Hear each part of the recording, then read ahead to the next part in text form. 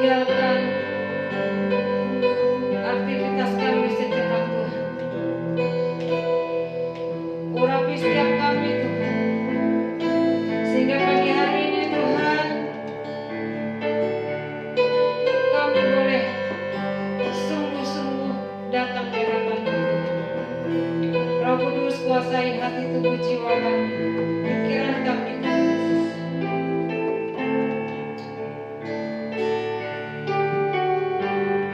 Kasih Tuhan kami nyata atas kehidupan kami. Terima kasih Tuhan Yesus. Terima kasih Tuhan. Kasih Allahku sungguh telah terbukti ketika Dia serahkan anaknya. Kasih Allah berkorban bagi kau dan aku. Tak ada kasih seperti kasih. Kita akan katakan kasih Allah. Kasih Allahku sungguh telah terbukti ketika Dia serahkan anaknya. Kasih Allah mau berkorban bagi kau dan aku.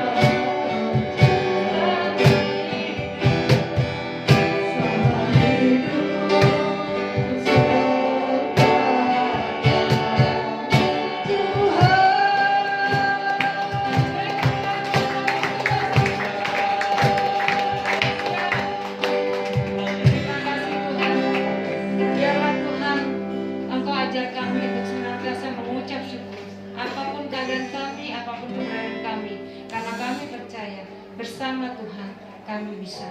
Saat ini Tuhan, biarlah umat-Mu di tempat ini mau memuji, memuliakan nama-Mu. Terima kasih Tuhan. Haleluya, sama-sama katakan amin. Beri kemuliaan buat Tuhan. Kalau tadi kita sudah bersyukur, kita sudah dibebaskan dari segala dosa kita. Pagi ini kita akan bangkit, kita akan lawan masalah kita akan lawan sakit penyakit kita akan lawan segala sesuatu dalam nama Tuhan Yesus. Kita akan bangkit bersama.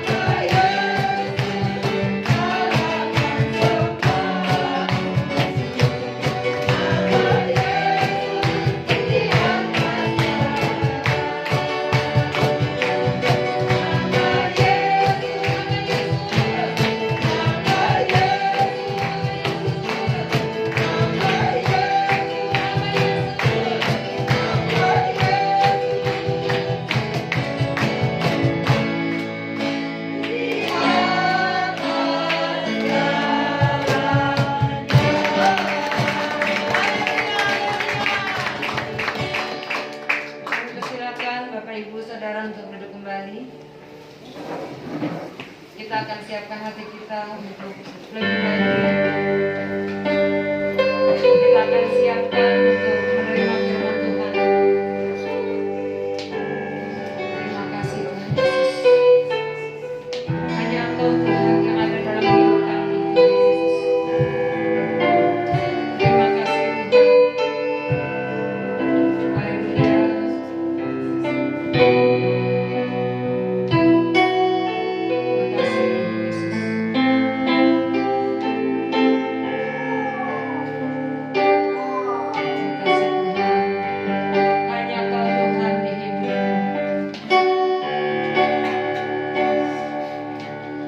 Haleluya. Hanya Kau Tuhan di hidupku.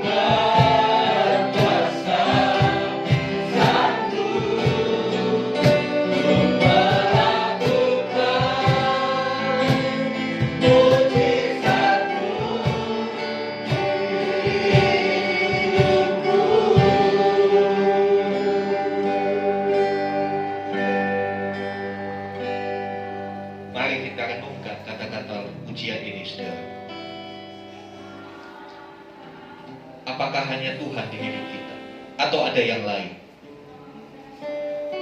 Dia sudah memberikan hidup bagi kita. Darahnya sudah dicurahkan untuk memulihkan hati kita.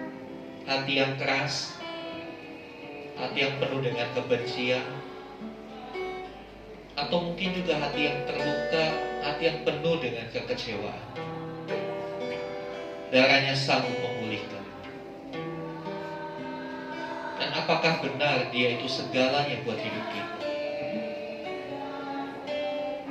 Apakah Dia pengharapan kita, atau kita masih mengharapkan kepada yang lain? Biarlah ini menjadi perenungan kita.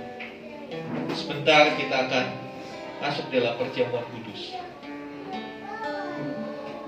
Melalui perjamuan kudus kita diingatkan akan karya Tuhan Yesus di atas kayu salib.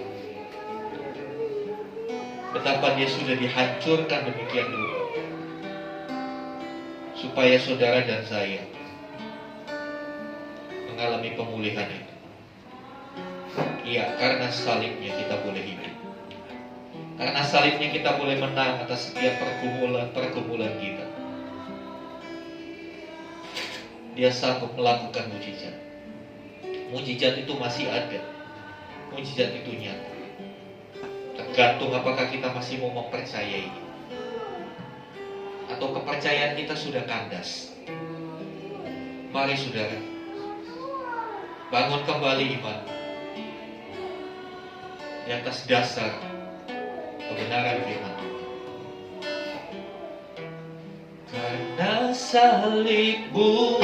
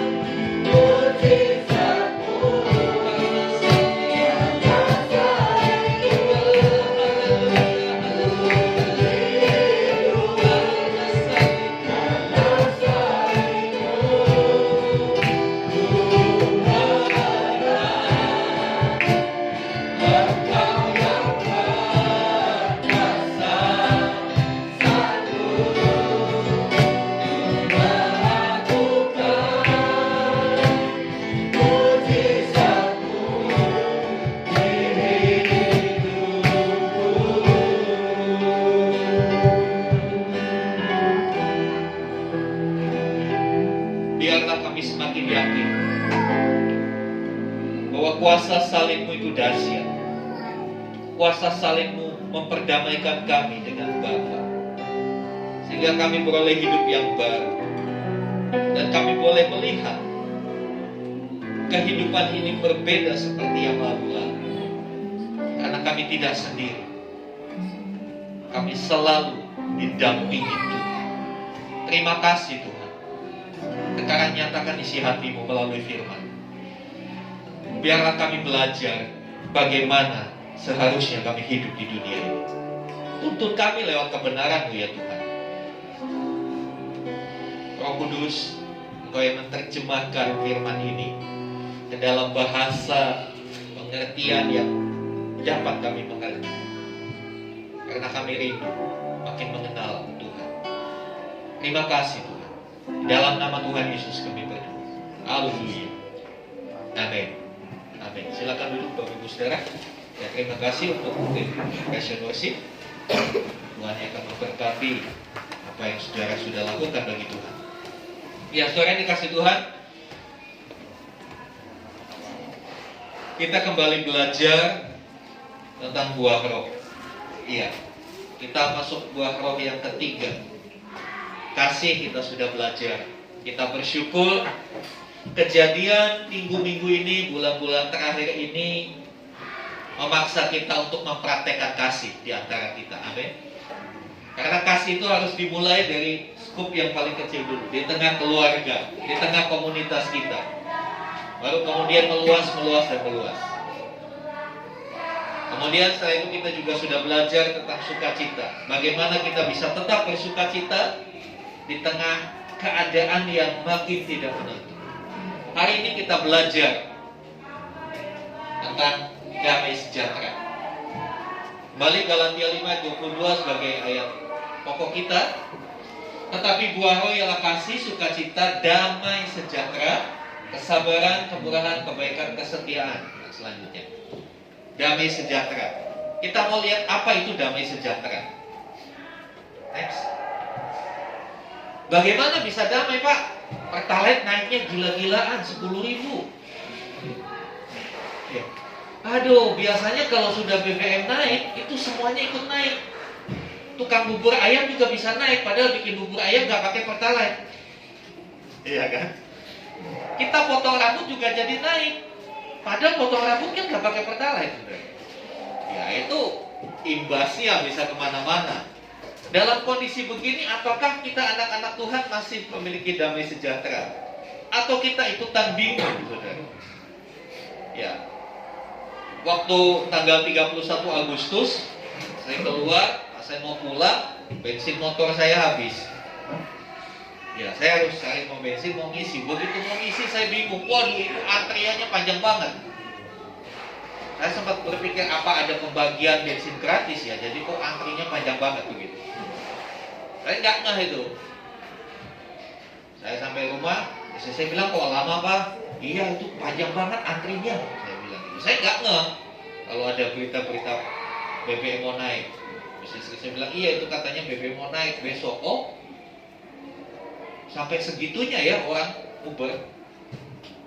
Padahal ya dia bisa dapat harga murah untuk tanggal 31. Kalau benar tanggal 1 Septembernya naik, seterusnya kan nggak bisa lagi. Tapi begitu di Ubernya orang, mereka kecewa. Tanggal 1 Septembernya belum naik. Teman saya bilang, aduh saya udah capek ngantri katanya. Ya saya bilang siapa suruh? Kalau saya sih memang lagi kehabisan bensin, gitu kan. Dan sekarang dikasih Tuhan. Kemudian kemarin dengan tiba-tiba siang hari jam 11, jam 1 diumumkan berlaku 1 jam setelah ini. Katanya. Udah nggak sempat lagi ngantri tuh orang-orang. Iya, nggak sempat lagi ngantri karena hanya dikasih setelah pengumuman ke berlaku itu cuma 1 jam. Wah, terjadi kepanikan. Orang hilang damai sejahtera. Nah, kita akan lihat seperti apa damai sejahtera yang dimaksud di dalam Galatia 5 ini tentang buah roh, ya. Apakah damai sejahtera itu? Damai sejahtera dalam bahasa Ibrani itu dipakai kata shalom. Ada yang pakai SHALOM, itu dibikin ke barat-baratan, ya kan? Tapi aslinya tuh kalau dari aksara Yunaninya SYA, shalom, ya. Kata shalom ini dalam bahasa Ibrani, bahasa Yahudi asli, kemudian diterjemahkan atau dalam bahasa Yunaninya, bahasa Yunani adalah bahasa yang dipakai oleh orang-orang di Perjanjian Baru, di zaman Perjanjian Baru. Bahkan Perjanjian Baru kita ditulis dalam bahasa Yunani, dipakai kata Irene. Jadi kalau Bapak Ibu punya anak perempuan dikasih nama Irene, itu dari kata ini, damai sejahtera. Ya, seperti apa? Saya mempelajari dua kata dalam dua bahasa ini memiliki arti yang sama karena dua kata ini sepadan, baik shalom maupun erene. Kalau dalam bahasa Arabnya apa? Assalamualaikum. Jadi kita jangan alergi kalau orang bilang assalamualaikum, artinya sama, cuma beda bahasa. Sama aja kata halo dengan horas, sama-sama halo, iya kan? Sama-sama sapaan. Kita jangan terlalu alergi dengan bahasa. Karena bahasa itu nggak punya agama.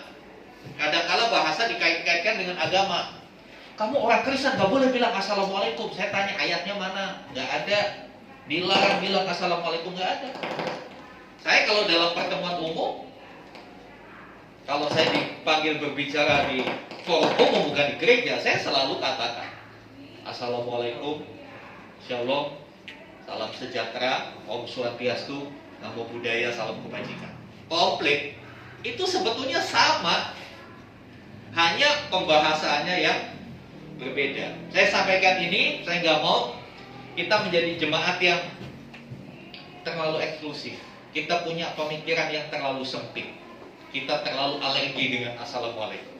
Nggak apa-apa, nggak dosa kita bilang assalamualaikum. Karena artinya assalamualaikum juga damai sejahtera bagi kamu. Apa yang salah dengan kata itu? Nggak ada. Nah, sekarang dikasih Tuhan, kita belajar arti kata shalom atau irem itu ada 8. Kita akan cepat saja. Yang pertama artinya lawan dari perang atau perselisihan. Kita buka Lukas 14. Lukas 14 ayat 32.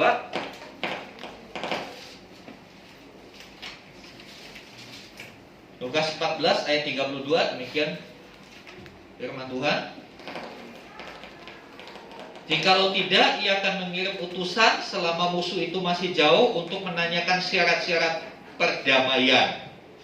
Ya, ada satu perumpamaan, kalau ada dua bangsa yang mau berperang, biasanya ada utusan dulu, tanya, mau damai syaratnya apa. Jadi perdamaian berkaitan dengan peperangan, dengan perselisihan. Damai sejahtera itu lawannya peperangan, lawannya perselisihan. Ya, makanya kita suka bilang kalau anak-anak kita berantem, ayo berdamai, gitu kan? Karena lawannya perang, berdamai. Lawannya berselisih, berkonflik adalah damai. Kemudian yang kedua, shalom atau irem itu artinya keadaan tenang, tanpa ancaman, tanpa gangguan dan hambatan. Keadaan tenang, semuanya is okay, semuanya nggak ada masalah. Ya. Kenapa Pak kok kata di dalam Alkitab kok selalu dikaitkan dengan perang? Karena bangsa pada waktu Alkitab ini ditulis kondisinya begitu, perang terus, saling menguasai. Ya, Yunani menguasai negara-negara lain, kemudian dikalahkan oleh Romawi. Kemudian ada lagi negara bangsa-bangsa yang muncul yang selalu berperang. Nah, sekarang dikasih Tuhan, sehingga kata shalom itu menggambarkan kondisi yang tenang tanpa ancaman. Yang kata lain kondisi baik-baik saja. Ya, kemudian ya itu di Lukas 29. Nanti saudara bisa baca sendiri. Kemudian selanjutnya kata shalom atau irem itu juga bisa memiliki pengertian sehat, makmur, bahagia, dan segala keadaan yang baik. Kita lihat Lukas 1 ayat 79.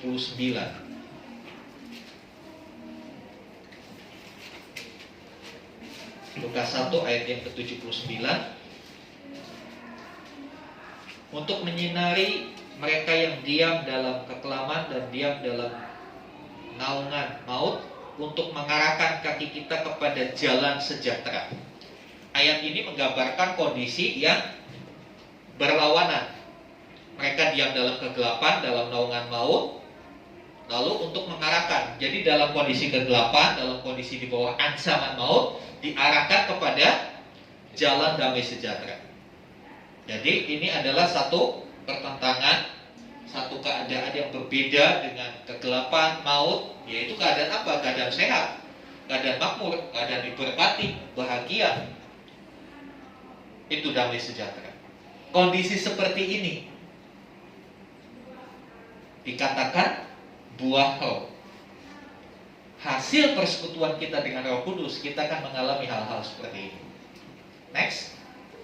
Yang keempat selanjutnya, ya, kata damai sejahtera itu sejajar dengan shalom. Arti kata shalom sendiri memiliki pengertian selamat atau sehat. Kita lihat Hakim-Hakim 4 ayat 17. Mohon maaf kita banyak melihat ayat-ayat di Alkitab, ya, untuk membuat kita lebih mengerti damai sejahtera itu seperti apa. Hakim-Hakim 4 ayat 17.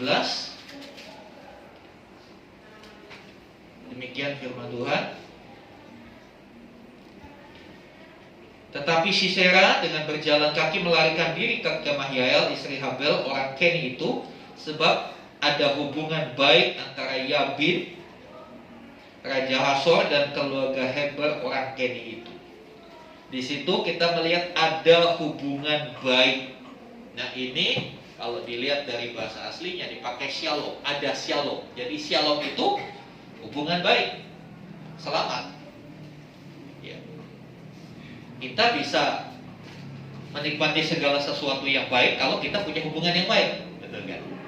Ya, kalau kita punya hubungan baik dengan lingkungan, dengan Pak RT gitu ya, pengurus-pengurus lingkungan, sekali waktu kita ada keperluan, mereka akan bantu kita karena ada hubungan yang baik. Nah, hubungan baik ini dipakai kata shalom. Ya, hubungan baik, keadaan baik, selamat dalam kondisi yang tidak ada konflik. Selanjutnya, ya, Allah dinyatakan sebagai sumber damai sejahtera. Ya, dialah yang memberikan damai sejahtera. Kita lihat Ibrani 13 ayat 20.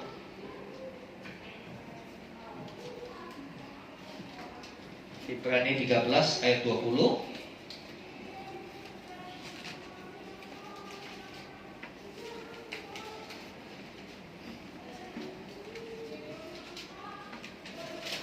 Ya, firman Tuhan berkata begini, saudara.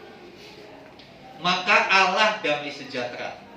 Ada frase Allah damai sejahtera yang oleh darah perjanjian yang kekal telah membawa kembali dari antara orang mati Gembala Agung segala domba, yaitu Yesus Tuhan kita. Dikatakan Allah damai sejahtera. Apa artinya Allah damai sejahtera? Allah damai sejahtera itu memiliki pengertian bahwa damai sejahtera itu sumbernya Allah, bukan di dunia, apalagi materi. Bukan itu sumber damai sejahtera kita. Karena dia sumber damai sejahtera, dialah yang dapat memberikan damai sejahtera itu. Jadi kita dapat memperoleh damai sejahtera dari mana? Dari Allah, bukan dari dunia. Walaupun ada toko namanya toko damai, belum tentu saudara bisa beli kedamaian di situ. Yang ada mungkin ketika saudara masuk toko damai, saudara berantem karena saudara nawar nggak dikasih. Iya kan? Nggak jadi jaminan. Banyak perusahaan atau apa pakai nama damai.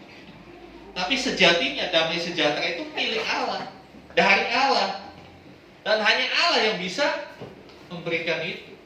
Jadi jangan pernah cari damai sejahtera ke tempat lain, salah alamat.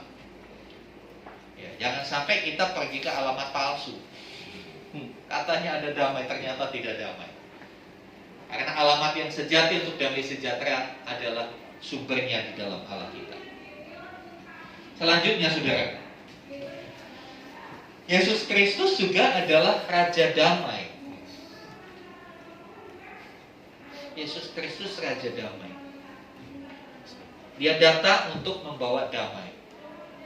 Ada orang berkata begini, Pak, katanya Yesus Raja Damai, tapi sejak saya jadi orang Kristen, saya kok jadi berantem terus ya sama suami saya. Katanya Raja Damai. Masalahnya yang salah bukan Raja Damainya. Masalahnya kita yang tidak mau hidup dalam damai. Kita yang cari perkara. Kadangkala ya saudara, saya melihat banyak orang itu punya kebiasaan buruk, cari-cari masalah. Saya katakan masalah nggak perlu dicari, tenang aja pasti datang sendiri. Nggak usah cari-cari masalah. Ya. Mari kita mau bijaksana. Kalau ada masalah, ya masalah besar jadikan kecil, masalah kecil bikin habis begitu. Jangan masalah kecil dibesar-besarkan. Yang harus dibesar-besarkan itu iman kita. Iman yang kecil harus segera dibesarkan. Jadi iman yang besar, bukan masalah. Saudara yang dikasih Tuhan, Yesus Raja Damai. Dia datang membawa damai. Damai dengan apa? Bukan damai dengan iblis. Tuhan gak mau kita berdamai dengan iblis. Tuhan gak mau kita berdamai dengan masalah, dengan hal-hal yang buruk. Tuhan gak datang untuk membuat kita ya udah kompromi dengan kejahatan. Ya bohong-bohong sedikit gak apa-apa. Yang penting bohong untuk kebaikan. Ya pertanyaannya, kalau saudara berbohong, buat kebaikannya siapa? Ya kebaikan Anda yang berbohong. Yang saudara bohongi jadi baik gak? Ya jengkel. Ya kan, kadang-kala orang kan dalihnya begitu. Bohong-bohong sedikit gak apa-apa Pak, untuk kebaikan. Saya suka balik, kebaikannya siapa? Kebaikan kamu kan yang bohongi. Orang yang kamu bohongi, atau dibalik, mau gak kamu saya bohongi? Kan untuk kebaikan saya. Kita gak akan terima kalau dibohongi. Nah saudara dikasih Tuhan, Yesus Raja Damai. Dia datang sampai harus mati di atas kayu salib untuk memperdamaikan kita dengan Allah. Amin. Kita itu posisinya berseteru. Kenapa? kita melanggar. Ya, kalau melihat di Kejadian pasal yang ketiga, ketika manusia jatuh dalam dosa, bermula dari pelanggaran. Ketika pelanggaran itu ada, manusia jadi enggan bertemu dengan Allah. Ketika dia mendengar bunyi langkah Tuhan Allah di taman itu, manusia bersembunyi. Jadi kalau orang yang sudah diperdamaikan hidupnya dengan Allah, hari Minggu rindu ketemu Allah karena sudah berdamai. Amin. Tapi kalau hari Minggu sembunyi, itu berarti ada masalah, sedang tidak berdamai dengan Allah, sedang berkonflik. Yesus Raja Damai, Dia memperdamaikan kita. Selanjutnya, next. Ya, damai sejahtera adalah milik semua orang percaya. Roma 2 ayat 10. Damai sejahtera itu milik semua orang percaya. Roma 2 ayat yang ke-10. Tetapi kemuliaan, kehormatan, dan damai sejahtera akan diperoleh semua orang yang berbuat baik. Pertama-tama orang Yahudi dan juga orang Yunani. Sebab Allah tidak memandang bulu. Setiap orang percaya melakukan hal yang baik, dia akan memperoleh salah satunya damai sejahtera. Jadi damai sejahtera ukurannya sekali lagi sama dengan sukacita, ukurannya bukan materi. Ya damai Pak, saya damai, deposito saya banyak Pak, aman. Saya mau katakan, materi bukan ukuran. Saya banyak melihat berapapun harta yang dimiliki, ketika Tuhan izinkan satu sakit penyakit, habis tanpa bekas. Yang paling cepat menghabiskan uang itu kalau kita masuk rumah sakit. Betul? Bukan kalau saudara masuk restoran. Masuk restoran berapa banyak sih, berapa mahal saudara bayar? Tapi masuk rumah sakit, hanya kasus-kasus sedikit disuntik sini situ sekian puluh juta. Belum lagi kalau operasi, belum lagi ICU segala macam. Uangmu tidak akan menolong kamu. Bahkan kondisi pandemi seharusnya menyadarkan kita bahwa uang tidak akan menolong kita. Contoh yang begitu nyata, yang cukup membuat kita prihatin. Ketika pandemi, pemimpin kita, Bupati Bekasi, almarhum Bupati Eka, dia kena COVID. Secara ekonomi, dia punya uang untuk membayar rumah sakit yang termahal sekalipun. Secara jabatan, dia punya kekuasaan untuk dia masuk ke rumah sakit. Dia bisa kok, rumah sakit Siloam tekad ditutup bisa. Tapi ketika dia membutuhkan pelayanan kesehatan, dia tidak mendapatkan. Dia orang nomor 1 di kabupaten ini. Akhirnya sangat tragis, dia harus berpulang karena COVID. Harusnya ini menyadarkan kita bahwa materi apa yang kita punya di dunia tidak akan membawa kita memperoleh yang namanya damai sejahtera. Saudara ini kasih Tuhan. Selanjutnya, damai sejahtera milik orang percaya. Apa itu? Ketenangan jiwa. Jadi damai sejahtera bicara soal sesuatu yang inner, yang di dalam. Ketenangan jiwa. Saya pernah masuk dalam pelayanan pemulung anak jalanan. Mereka nggak punya rumah. Rumah mereka ya di kolong jembatan. Mereka punya gerobak, itulah harta mereka satu-satunya. Kalau malam, gerobak itu jadi kasurnya, jadi spring bednya, tidurnya di gerobak. Kalau siang tempat bawa sampah, kalau malam dia tidur di situ. Dia nyenyak tuh, gak perlu obat penenang, nggak dikejar-kejar geng kolektor. Tapi berapa banyak orang yang secara ekonomi kita lihat lebih mapan, hidupnya tidak tenang. Hidupnya tidak tenang. Tidur harus pakai obat penenang dulu baru bisa tidur. Tapi mereka itu dia tidur di mana aja. Nyamuk pun sudah jadi sahabat sama mereka, gak pusing lagi mau tidur aja. Ada ketenangan.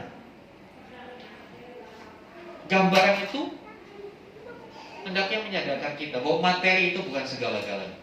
Materi bukan ukuran untuk sebuah ketenangan jiwa.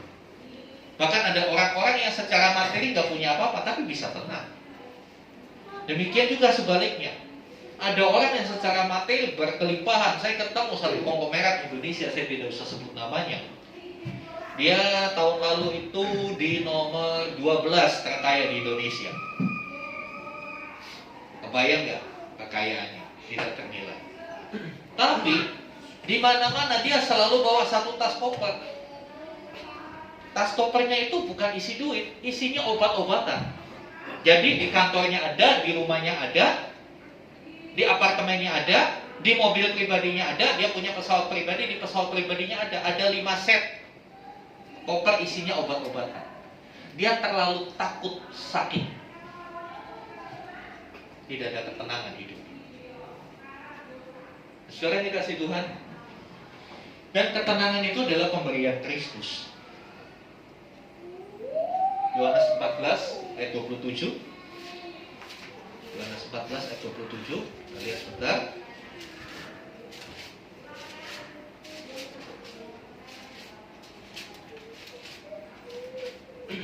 Demikian firman Tuhan, damai sejahtera ku tinggalkan bagimu, damai sejahteraku ku berikan kepadamu, dan apa yang ku berikan tidak seperti yang diberikan dunia kepadamu.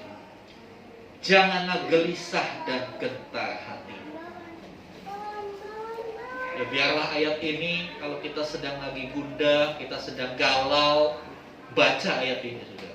Baca sampai telingamu mendengar, supaya darinya kamu memperoleh iman, supaya imanmu timbul. Tuhan Yesus sendiri yang bilang, bukan saya. Tuhan Yesus bilang, damai sejahteraku tinggalkan bagimu. Ini disampaikan Tuhan sebelum dia naik ke surga. Damai sejahteraku tinggalkan bagimu. Damai sejahtera apa? Damai sejahteraku. Artinya damai sejahtera miliknya Tuhan. Kuberikan kepadamu, dan apa yang kuberikan tidak seperti yang diberikan dunia. Memang dunia memberikan damai juga, tapi damai yang semu. Seperti kebanyakan suara yang kita dengar. Kalau banyak uang mah apa aja bisa, tenang. Yakin saudara dengan itu? Hati-hati, itu jebakan Batman, saudara. Ya sekarang saudara berpikir kalau banyak uang tenang. Nanti kalau uangmu sudah banyak, makin gak tenang hidupmu, saudara. Makin gak tenang.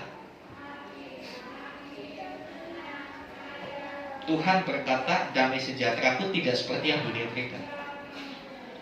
Ya. Jangan gelisah, jangan gentar.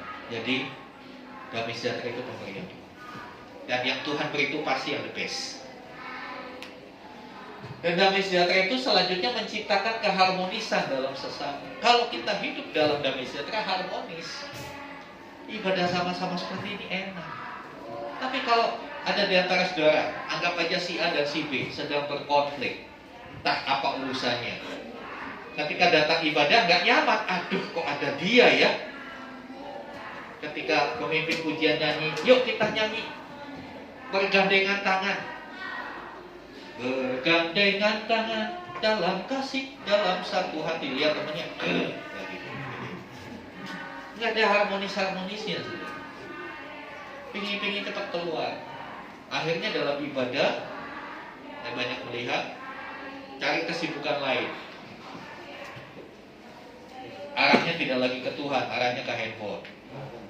Lalu pura-pura ke toilet, naik turun, keluar masuk. Kenapa? Wah sebel ya dia, apalagi yang orang yang disebelin di atas mimbar, pemain musika atau singa. Aduh, kenapa sih dia? Pas saya datang ke gereja, kenapa dia yang di situ? Ada harmonisnya, nggak nyaman. Masalahnya di mana? Bukan masalah di ibadahnya, tapi masalahnya di hati orang itu yang belum beres. Yang dikasih Tuhan. Buah hara itu bicara soal sesuatu yang timbul dari dalam, bukan yang dari luar. Damai sejahtera itu sesuatu yang timbul dari dalam. Sifatnya batiniah. Tapi yang batiniah itu akan terpancar keluar lewat ekspresi, ya kan? Yang batiniah ini akan terpancar lewat apa? Kata-kata kita, raut muka kita, senyum kita. Jadi senyum juga ada yang fals, saudara. ada senyum yang dibuat-buat. Tapi kalau hatinya penuh dengan damai sejahtera, senyumnya itu enak banget, merdu senyumnya. Kata-katanya itu berbeda dengan orang yang penuh konflik di dalam diri. Selanjutnya, ya yang 8, yang terakhir, kata iren dipadankan dengan agape dan karis. Agape itu kasih, karis itu karunia. Agape kasih Allah, karis itu karunia. Jadi damai sejahtera itu berhubungan dengan kasih. Kalau kita sudah merasakan kasih Allah yang begitu besar, maka hidup kita akan penuh dengan damai sejahtera. Kalau kita merasakan karunia Tuhan dalam hidup ini, kita menyadari itu, maka hidupmu penuh dengan damai sejahtera. Sebagai penegasan dan dipertentangkan atau lawan dari kebinasaan. Lawan dari kebinasaan. Lawan dari sesuatu yang buruk. Kita baca 2 Korintus 13. 2 Korintus 13 ayat yang ke-11. Akhirnya saudara-saudaraku, bersukacitalah, usahakanlah dirimu supaya sempurna. Terimalah segala nasihatku,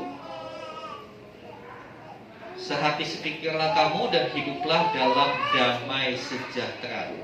Maka Allah sumber kasih dan damai sejahtera akan menyertai kamu.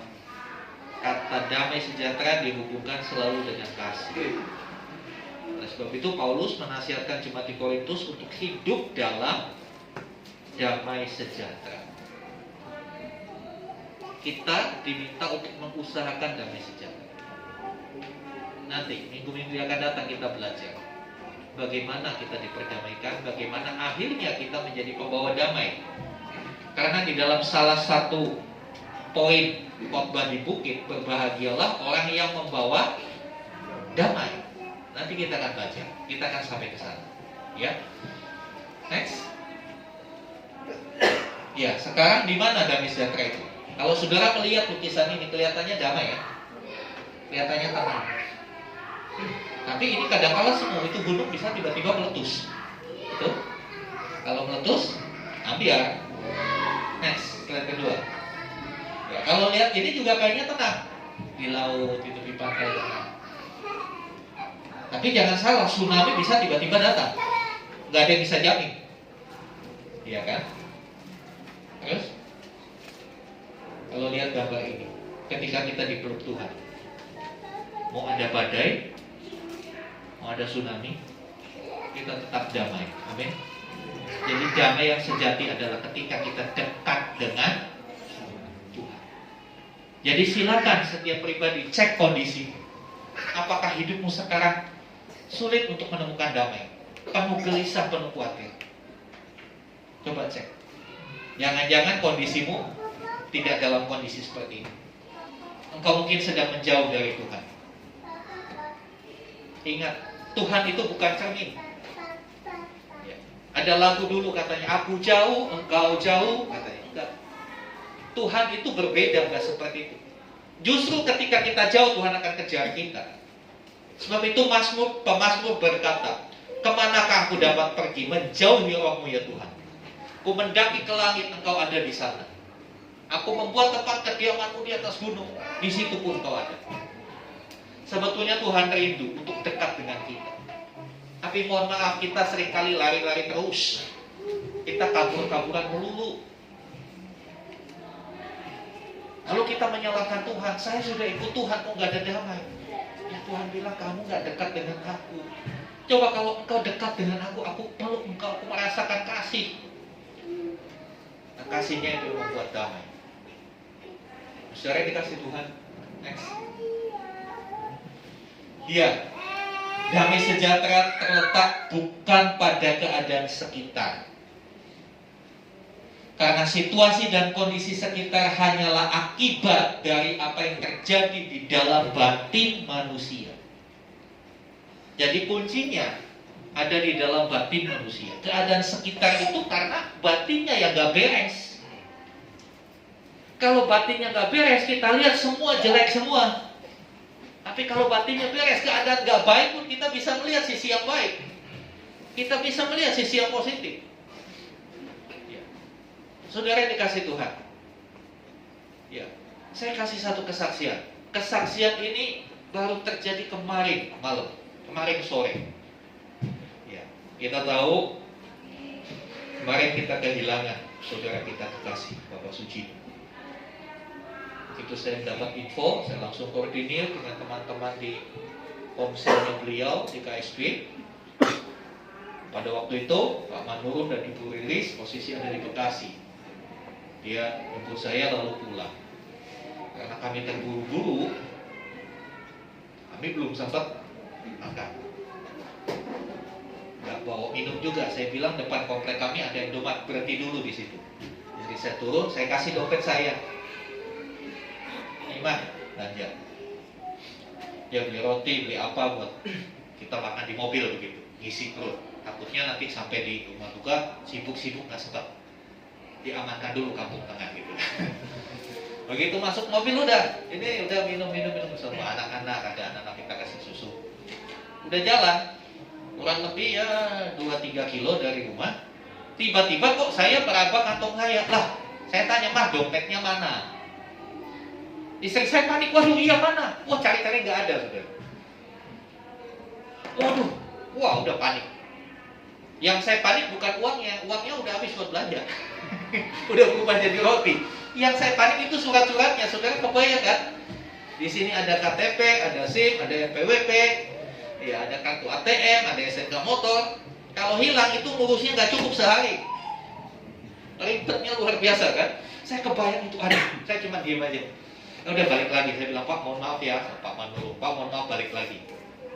Siapa tahu masih ketinggalan di kasir atau dia bayar. Ya kan, sekarang di Indomaret kan sudah, kalau di Bekasi nggak boleh ada, nggak pakai kantong plastik, jadi cukup repot. Mungkin ini ketinggalan, sangat mungkin itu. Udah balik lagi ke sana. Saya sambil berdoa, "Tuhan, tolong dong Tuhan, ini kondisi saya harus buru-buru ke KSP. Ada masalah begini lagi, jalanan macet lagi." Tapi saya belajar menikmati damai sejahtera yang Tuhan kasih. Saya balik, istri saya turun, masuk ke Indomaret, dia udah panik. Udah mungkin agak nadanya sudah do-nya tinggi sama karyawan Indomaret itu. "Ada nggak Mas? Betul nggak?" gitu ya. Saya di mobil saya tunggu. Tiba-tiba ada security komplek datang. Dia ketuk pintu. "Pak, dompet Bapak ini ya?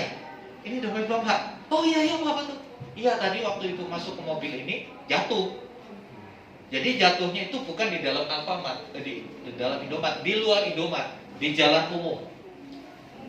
Tapi sekali lagi atas penentuan Tuhan itu security lihat dan mengamankan. Akhirnya saya puji Tuhan, saya nggak harus ngurus surat-surat ini lagi. Itu kelihatannya hal yang sederhana. Kadang-kala hal kecil itu bisa membuat kita kehilangan damai sejahtera. Benar apa betul sih? Saya nggak marah. Boleh tanya, ada saksinya begini. Saya nggak marah, saya bilang, "Makanya mah jangan panik, tenang." Saya cuma bilang begitu. Udah balik lagi. Nah, saudara yang dikasih Tuhan, ini hal yang sederhana. Ketika kita hidup dalam damai sejahtera, apapun yang terjadi di sekitar kita, itu damai itu nggak hilang. Itu damai itu nggak hilang. Saya cuma berpikir, ya kalau sudah hilang harus ngurus lagi, ya sudah saya urusi. Oh gitu aja kok Ibu Rini bilang, "Kok Bapak nggak marah sih?" Ya saya bilang, emang kalau marah bisa langsung datang ke dalam mobil begitu? Kan enggak. Kalau marah mau menyelesaikan masalah, ya marahlah sesering mungkin. Kalau saudara marah bikin anak buah kamu kerjanya lebih bagus, marahlah lebih sering. Iya, saya bilang gitu. Kalau marah itu mendatangkan berkat, begitu saudara marah tiba-tiba saldo ATM-nya naik gitu ya. Marah setiap hari, kalau perlu sehari 5 kali dah marah. Tapi faktanya bagaimana? Ketika saudara marah, yang terjadi keadaan makin baik nggak? Enggak. Yang ada ketika saudara marah atau menyakiti orang-orang di sekitar. Mungkin saudara ngomongnya sudah habis marah, kan saya minta maaf. Enak banget lu minta maaf, hati sudah sakit tahu. Itu kan yang terjadi di rumah tangga, di komunitas kita. Ingat, kita perlu damai sejahtera. Ketika ada damai sejahtera, kita bisa tenang menghadapi apapun.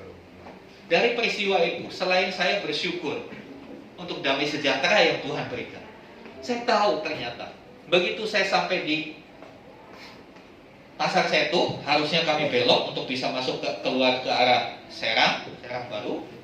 Saya ditelepon sama Ibu Rini, Pak, kami ke sana, nanti kita kabari. Terus nggak lama Lisa telepon, Om, kita sudah mengarah ke Rumah Sakit Sentra Medika, Om langsung aja ke sana. Saya bilang, puji Tuhan. Kenapa? Belum masuk ke Serang. Kalau sudah masuk ke Serang Baru, kena macet di situ, bisa-bisa saya balik ke sentra itu bisa udah jam 12 malam. Tapi dengan diizinkannya dompet ini jatuh, balik lagi, hilang waktu kurang lebih setengah jam, kita bisa diarahkan searah dengan rombongan almarhum. Nah, saudara ini kasih Tuhan, belajar menyikapi segala sesuatu dengan mengandalkan damai sejahtera yang Tuhan berikan. Don't panic, karena kepanikan itu membuat keputusan kita tidak tepat. Ya, batin manusia akan mengalami damai jika manusia itu kembali kepada Sang Pencipta, berdamai dengan Sang Pencipta. Kenapa kita harus berdamai dengan Sang Pencipta? Ya karena selama ini kita sering konflik sama Tuhan.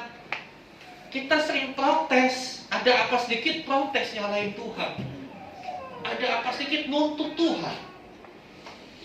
Kita perlu berdamai. Ketika kita bisa berdamai, kita bisa menikmati nikmatnya hidup ini. Next. Apa penyebabnya tidak ada damai sejahtera? Kalau kita melihat Kejadian 3, 8-10, ya, tentang kejagoan manusia, ya, bahwa setiap konflik itu penyebabnya itu dosa. Coba, kalau diruntuh, dianalisa, setiap ada konflik masalahnya itu apa? Dosa. Dosa, ada pelanggaran. Ya, manusia yang berdosa itu perlu berdamai dengan Tuhan. Kejadian 3 itu saya ceritakan. Ketika manusia itu mendengar bunyi langkah Tuhan Allah di taman itu, mereka bersembunyi. Lalu Tuhan Allah tanya, di manakah engkau? Lalu manusia baru nongol. Kami sembunyi, kami takut karena kami telanjang. Kenapa? Lalu satu kami makan buah itu. Jadi dosa itu penyebab setiap konflik. Dosa yang menyebabkan kita kehilangan damai sejahtera.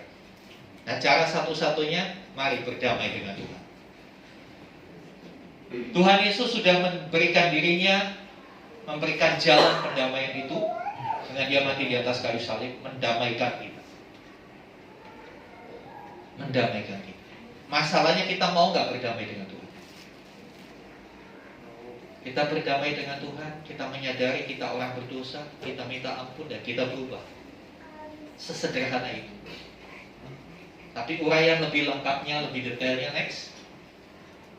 Ya, bagaimana berdamai dengan Tuhan? Temukan jawabannya minggu depan. Amin. Ya, emang drama Korea aja bersambung, khotbah juga bisa bersambung, saudara. Ibu-ibu kan paling senang kalau ada yang bersambung-bersambung. Ini khotbah juga bersambung. Jadi pastikan Anda hadir dalam ibadah minggu depan. Ya, 11 September jam 9 di GBT Faithful Community tempat ini. Mari sama-sama kita datang pada Tuhan. Saya udah kita sama-sama berdiri, kita masuk dalam perjamuan kudus. Pemain musik kembali ke posisinya. Sudah.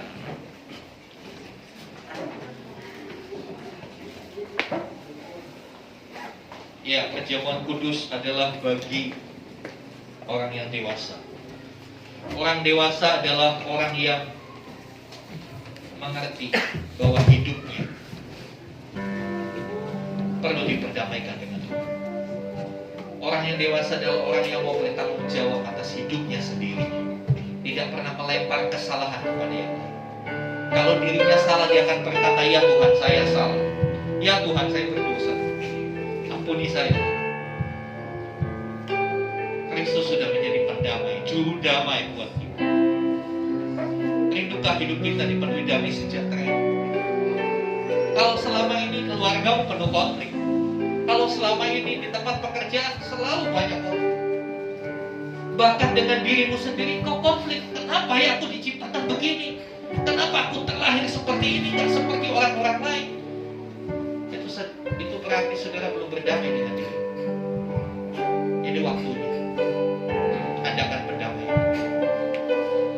Tubuh dan darah Tuhan yang kita peringati di dalam perjamuan kudus, biarlah menjadi satu peringatan untuk kita direview lagi, disadarkan lagi bahwa kita ini orang berdosa. Kita sering kalah ketika kita berjuang lawan dosa. Kita masih sering tergoda. Terlebih lagi di area emosi, gampang sekali emosi kita tersulut. Gampang sekali kita terprovokasi oleh iblis untuk marah, untuk benci, untuk jengkel berkepanjangan. Mari ini saatnya bikin pemberesan dengan Tuhan. Karena kondisi tidak damai itu tidak enak, tidak nyaman, membuat kita tersiksa. Mari keluar dari zona itu dan masuk zona damai dengan Tuhan. Karena salib.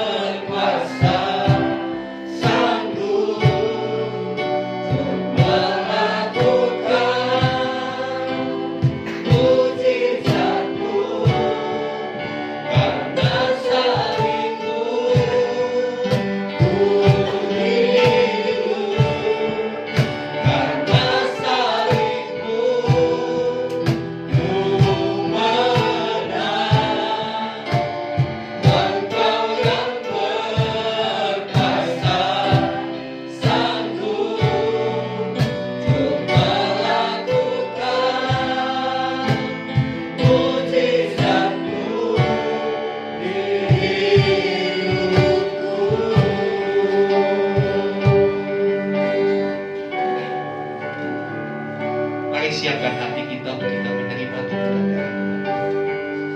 Saya undang untuk tampil ke depan Bapak Agustinus. Di tengah-tengah kita ada orang di dalam roti melambangkan tubuh Kristus yang sudah dipecah-pecahkan, yang sudah dihancurkan, dikoyakkan untuk setiap kesalahan kita, setiap dosa dan pemberontakan. Anduk melambangkan darah Kristus, darah yang sudah tercurah untuk menyucikan kita, membersihkan hidup kita. Mari siapkan hati. Kalau kau sadar kau tidak hidup dalam damai sejahtera, datang kepada Tuhan, minta, Tuhan, aku mau hidup dalam damai sejahtera.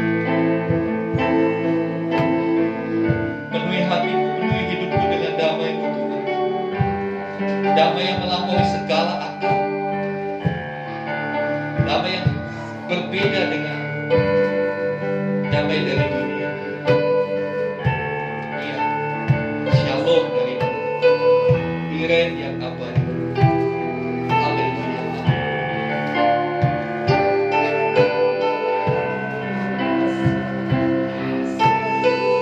Tubuh dan darahmu sudah tercurah bagi kami.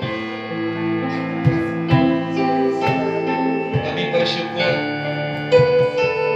kalau melaluinya kami boleh diperdamaikan. Kami mau hidup dalam damai. Kami roti dan anggur yang kami angkat, yang adalah buatan tangan manusia berdosa, suci kuduskanlah ya Tuhan. Boleh menjadi sarana untuk mengingatkan kami akan karya Kristus di atas kayu salib. Betapa Kristus sudah menjadi jalan pendamaian buat kami. Dan kami mau menerimanya dengan iman, supaya pendamaian itu menjadi nyata. Saudara silakan menerima, ambil terus berdoa dengan pujian ini.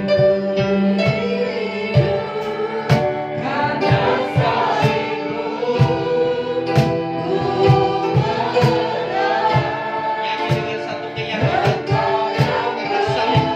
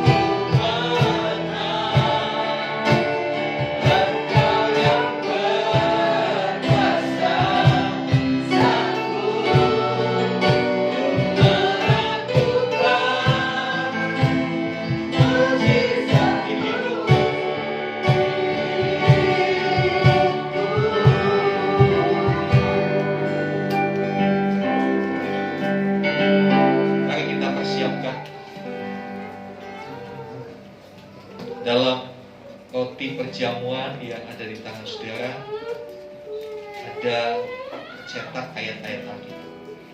Tiap orang akan mendapatkan ayat yang berbeda. Saya percaya setiap ayat yang saudara terima adalah rema, suara Tuhan khusus buat saudara. Baca itu, yakini itu, percayai. Haleluya.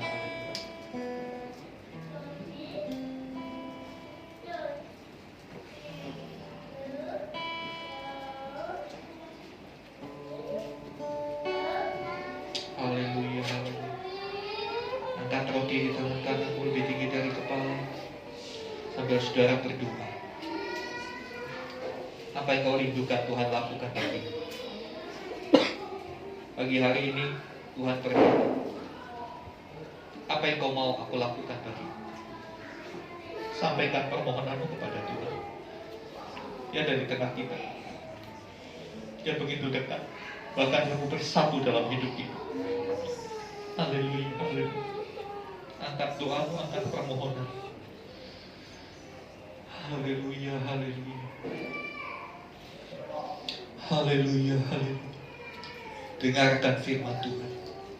Sebab apa yang telah kuteruskan kepadamu telah aku terima dari Tuhan, yaitu bahwa Tuhan Yesus pada malam waktu Dia diserahkan mengambil roti, dan sesudah itu Ia mengucap syukur atasnya, Ia memecah-mecahkannya dan berkata, inilah tubuhku yang diserahkan bagi kamu. Perbuatlah ini menjadi peringatan akan aku. Bukankah roti yang kita angkat adalah persekutuan dengan tubuh Kristus? Amin. Di dalam nama Yesus kita makan bersama-sama.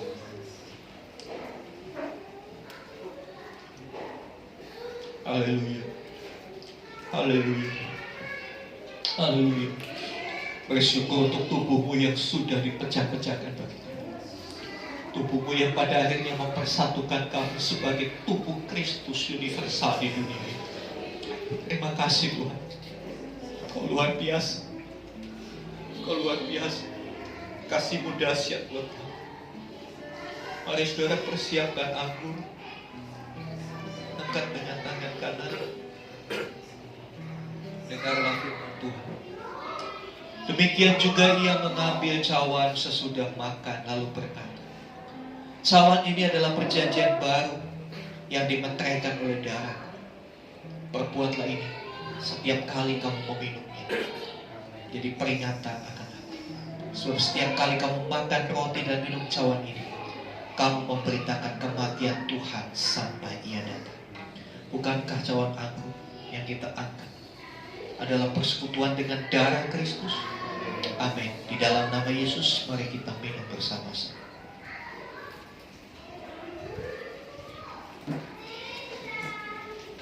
Haleluya, haleluya. Haleluya. Terima kasih untuk darah-Mu Tuhan Yesus yang sudah tercurah, menghapus segala dosa kami, membersihkan kami, melayakkan kami untuk kami datang mendekat kepada-Mu, melayakkan kami untuk memeluk Tuhan. Terima kasih. Mari bersyukur saudara yang rasakan damai itu.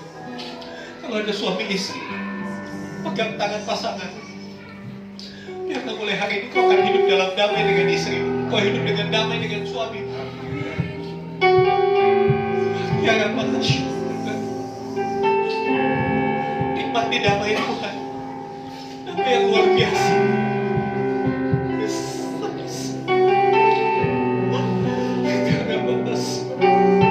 Nikmati damai ini, ingat seperti air yang mengalir sama hidupmu, sama keluargamu. Kau orang tua, ketika aku bisa berdamai suami istri, kau akan melihat rumah tanggamu penuh damai. Kau akan melihat anak-anakmu bertumbuh dalam damai sejahtera.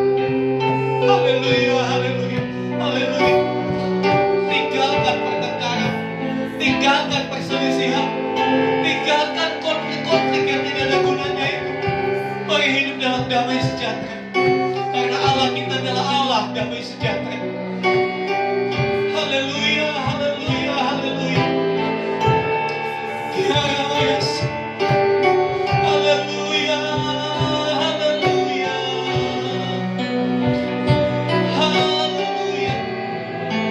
Terima kasih. Terima kasih.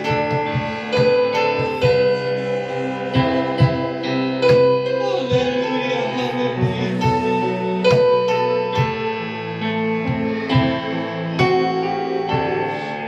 Terima kasih. Kami bersyukur untuk pendamaian yang sudah Tuhan kerjakan dalam hidup kami. Kami bersyukur untuk damai sejahtera yang kami boleh nikmati saat ini. Biarlah damai itu terus ada dalam hidup kami. Bahkan damai itu terpancar keluar, sehingga kami boleh hidup damai dengan semua orang. Karena hidup tanpa konflik itu indah. Hidup dalam damai itu menyenangkan. Terima kasih Tuhan. Terima kasih untuk pengguna darah. Terima kasih Tuhan Yesus untuk pengorbanan. Tidak dapat kami balas. Biar setiap kami selalu mengingat akan apa yang sudah Tuhan Yesus lakukan buat hidup kami. Kami bersyukur jadi milik-Mu Tuhan. Karena Tuhan Yesus peluk setiap umat-Mu. Peluk setiap umat-Mu. Beri kekuatan melalui untuk menghadapi hari-hari yang tidak semakin baik. Hari-hari yang penuh tantangan dalam segala bidang. Tapi kami percaya ketika kami tetap di dalam pelukan Tuhan, kami aman, kami damai, dan kami dimampukan menghadapi hidup ini. Dan pada akhirnya kami akan keluar menjadi orang-orang yang lebih dari pemenang. Terima kasih Tuhan. Terima kasih untuk kekuatan yang kami terima pagi ini. Kami akan berdiri tegak menghadapi dunia ini dengan kekuatan Tuhan, yang dengan kekuatan-Mu saja. Terima kasih Tuhan, terima kasih. Haleluya, haleluya. Kami percaya pulang dari tempat ini kami akan mengalami hidup yang berubah, hidup yang berbeda, hidup yang penuh damai. Karena karya salib dahsyat. Terpujilah nama-Mu Tuhan, kekal selama-lamanya. Dalam nama Tuhan Yesus Kristus kami berdoa. Haleluya. Amin. Amin. Silakan duduk saudara.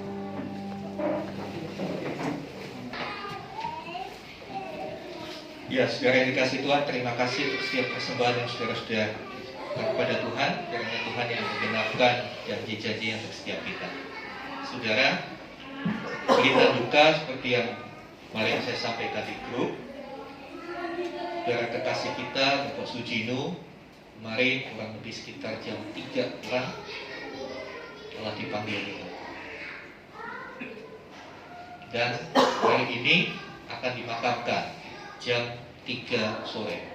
Jadi dihimbau untuk setiap jemaat untuk bisa bersama-sama mengantar almarhum ke tempat peristirahatannya terakhir di dunia. Jadi selesai ibadah ini, kami akan langsung ke Rumah Sakit Sentra Medika di mana jenazah almarhum disemayamkan. Kita akan bikin ibadah pelepasan jenazah, langsung berangkat ke tempat pemakaman di KSB Kota Serang Baru. Sekali lagi, mari kita sama-sama, karena kita adalah keluarga, amin. Kalau keluarga kita sedih, semua ikut sedih. Keluarga kita senang, ikut senang. Milikilah prinsip, saya senang kalau kamu sukses, saya sedih kalau kamu gagal, amin. Biarlah ini menjadi budaya di komunitas kita. Ya, kalau ada ibu misi sedang berduka, mari kita berikan support. Kehadiran kita tentu akan memberikan makna yang berbeda. Dia tidak sendiri. Dia merasa, kemarin dia bilang, saya bersyukur Pak, Bapak dipanggil Tuhan, saya sudah punya komunitas. Sehingga kebayang kalau saya belum punya komunitas rohani, saya ditinggal suami saya seperti apa. Jadi itu yang bisa kami sampaikan. Ya, mari kita dukung, kasih kita itu misi bisa menjalani hidup dengan kekuatan dari Tuhan. Ya, kemudian kami juga menyambut kehadiran keluarga kita. Ya, Saudara Esther bisa bangkit berdiri. Ya, Saudara Esther ini putri dari senior saya, Bapak Pendeta Yahya dari GBT Pengalengan, Bandung. Ya, bersyukur hari ini boleh beribadah bersama-sama. Kami bersuka cita bila Saudari Esther bisa bergabung dengan kami dan bisa ambil bagian di dalam pelayanan di tempat ini. Kami masih baru, masih perlu dukungan. Ya, jadi beliau ini mahasiswa semester akhir di Jakarta International University, sekolah Korea itu. Ya, beliau tinggal di situ.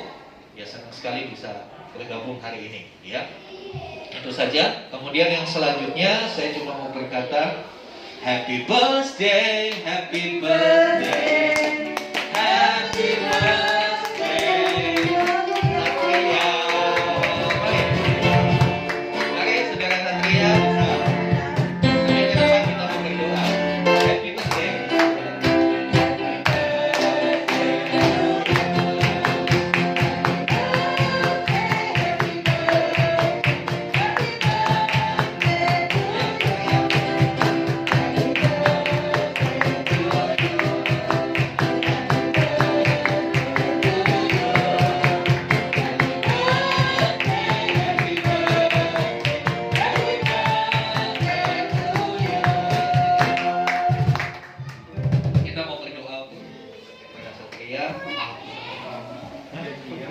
Kerinduannya apa nih di ulang tahun yang ke berapa? 18, 17. Waduh, sudah 17 ya.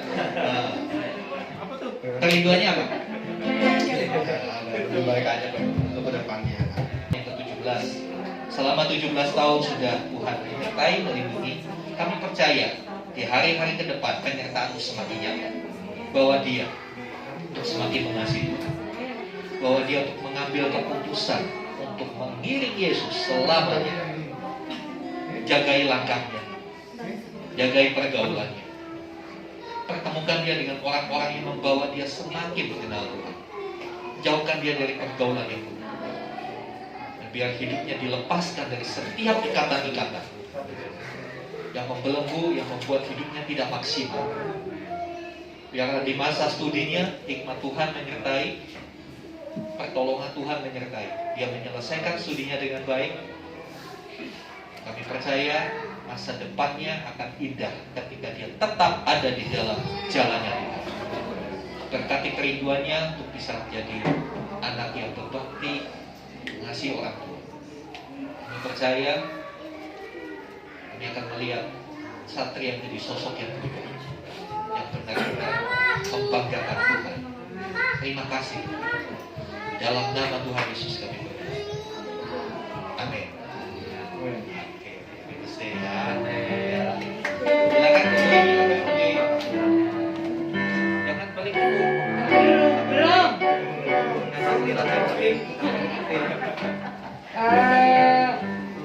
Hari ini keponakan saya tahun yang ke-17. Jadi kayaknya enaknya suruh ngapain nih? Ceplokin telur. Di sini telurnya ketinggalan mahal. Jadi kita akan kasih salam buat Satria. Saya itu tiga kali, 1, 2, 3, selamat ulang tahun. 1, 2, 3. Kita akan doa penutup dulu. Setelah itu kita akan celebrate bersama Satria. Untuk itu Bapak Gembala akan. Ya, saya undang Pak Agustinus untuk pimpin kita dalam doa syafaat.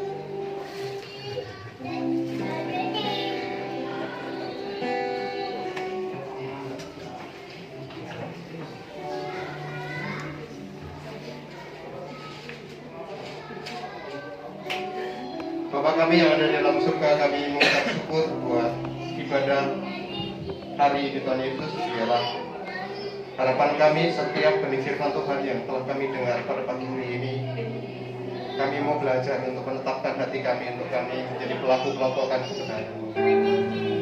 Damai sejahtera Allah yang melampaui segala akal itu, yang senantiasa memerintah setiap langkah kehidupan kami Tuhan. Roh Kudus mampukan setiap kami untuk kami terus memelihara damai sejahtera itu di tengah kehidupan kami, apapun tantangan hari-hari ke depan. Kami percaya bahwa damai sejahtera Allah itu boleh kami pegang dan kami lakukan, menyelesaikan segala sesuatu yang kami hadapi hari-hari ke depan Tuhan Yesus. Terima kasih Bapa, terima kasih Roh Kudus. Biarlah Tuhan yang memampukan kami, memantarkan kami, sehingga firman-Mu pada pagi hari ini sungguh-sungguh setiap langkah kehidupan kami hari ke depan, kami boleh bersama dengan damai sejahtera Allah itu Tuhan. Terima kasih Bapa. Mengucap syukur buat kepala kami, Bapak Pendeta Obaja, yang telah memberikan firman-Mu bagi setiap kami. Kami sepakat, kami sehati berdoa di dalam nama Tuhan Yesus Kristus. Biarlah pengurapan hikmat Allah turun atas hamba-Mu, kekuatan, kesehatan menyertai kehidupannya Tuhan Yesus. Yang mengucap syukur Tuhan telah kirim pemimpin bagi kami Tuhan. Dan biarlah Tuhan yang terus berkati kehidupan hamba-Mu, perkenanan Tuhan yang senantiasa terus melimpah atas kehidupannya Tuhan. Bahkan kami percaya harapan-harapan ke depan hamba-Mu bersama dengan keluarga, Engkau adalah jawaban yang terbaik bagi keluarga ini. Terima kasih Bapak, memberkati juga Budiah sebagai istrinya, penolong penumpang atas keluarga ini. Dan memberkati kedua putrinya Sasano yang ada di Solo maupun Serang Tuhan. Kami percaya bahwa generasi yang Tuhan percayakan di tengah-tengah keluarga ini, Tuhan akan mencukupkan segala sesuatu yang diperlukan ke depan. Bahkan kami percaya bahwa masa depan kedua putri ini telah Tuhan sediakan, masa depan yang penuh pengharapan, masa depan yang sungguh-sungguh sesuai dengan panggilan Allah bagi kedua putrinya Tuhan. Terima kasih Bapak, terima kasih Roh Kudus. Kami menyerahkan untuk seluruh jemaat di tempat ini Tuhan. Bapak, kami sepakat sehati biar kami terus belajar, untuk kami terus bergandeng tangan, untuk kami membentuk suatu komunitas yang mendatangkan kerajaan Tuhan. Kami tidak berjalan sendiri, tapi kami bersama-sama dengan Tuhan. Biarlah komunitas ini, setiap jemaat ini yang Tuhan percayakan bagi setiap kami. Biarlah Tuhan yang terus berkati kami, kekuatan, kesehatan menyertai kami. Tantangan ke depan tidak mudah, tapi kami bersyukur kami punya Allah yang ajaib, yang senantiasa terus menolong kami, Allah yang senantiasa tidak pernah meninggalkan kami. Terima kasih Bapak, terima kasih Roh Kudus. Yang mengucap syukur kalau selesai ibadah ini Tuhan, kami boleh diberikan waktu untuk kami boleh berkunjung. Kami boleh untuk kami memberikan support, penghiburan bagi keluarga Mbak Misi, di mana Mas Jinu bagian dari keluarga kami dipanggil Tuhan. Bapak, biar kami berdoa di dalam nama Tuhan Yesus Kristus, kekuatan, penghiburan menyertai Mbak Misi bersama dengan putri dan putranya Tuhan. Kami percaya bahwa Tuhan tidak tinggal diam, tetapi ada suatu rencana yang baik atas sepeninggalan dari Mas Jinu Tuhan. Biarlah Tuhan terus berikan kekuatan buat Mbak Misi secara khusus. Dia tidak berjalan sendiri, tapi Allah senantiasa menyertai setiap langkah hari-hari ke depan. Biarlah Tuhan memberkati Yanti bersama dengan Adi. Tuhan bawa anak-anak ini Tuhan Yesus meneladani setiap apa yang telah orang tua berikan. Anak-anak ini menjadi generasi yang kedepannya menjadi generasi yang boleh dibanggakan oleh kedua orang tuanya maupun dibanggakan oleh Allah. Terima kasih Tuhan surga, menyerahkan gereja di tempat ini. Tuhan yang terus pimpin gereja ini tumbuh kembangkan ke depan Tuhan. Bukan sekedar komunitas yang biasa-biasa, tetapi kami mengharapkan kehadiran Tuhan, mengalami Tuhan yang nyata atas gereja ini Tuhan, memiliki dampak damai sejahtera untuk atas lingkungan kami di mana gereja ini ada. Setiap RT RW, pemerintah Kabupaten Bekasi, Tuhan yang terus berkati, sehingga melalui gereja ini ada Tuhan Yesus, damai sejahtera itu boleh dirasakan oleh kota ini maupun lingkungan kami Tuhan. Terima kasih Bapak, berkati bangsa dan negara kami, pemerintah pusat Pak Jokowi bersama dengan kementerian, aparat kepolisian, semuanya yang terlibat dalam pemerintahan. Kami menyerahkan setiap mereka dalam tangan Tuhan. Hikmat Tuhan yang senantiasa mengalir atas kehidupannya, Biarlah Tuhan Yesus memberikan kekuatan beserta pemerintah kami untuk membawa bangsa ini hari lepas hari semakin baik dan semakin maju di dalam segala bidang Tuhan. Terima kasih Bapak. Sebelum kami pulang, kami rindu menerima berkat melalui hamba-Mu. Mari Bapak Ibu, sudah kita sama-sama bangkit berdiri. Buka hatimu, angkat tanganmu.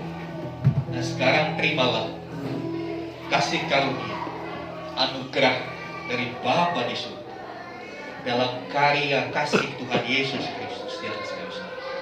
Melalui persekutuan, pengurapan, penyertaan Roh Kudus, terimalah berkat-berkat jasmani, terlebih lagi berkat rohani.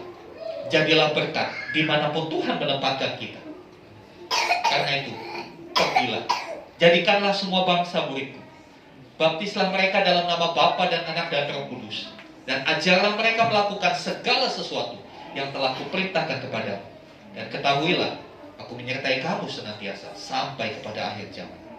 Demikianlah Tuhan Yesus akan datang kali yang kedua, menjemput kita, membawa kita masuk dalam kebahagiaan kekal, supaya di mana Tuhan Yesus berada, di situ pun kita boleh berada. Terima kasih Tuhan. Di dalam nama Tuhan Yesus kami mohonkan doa. Haleluya.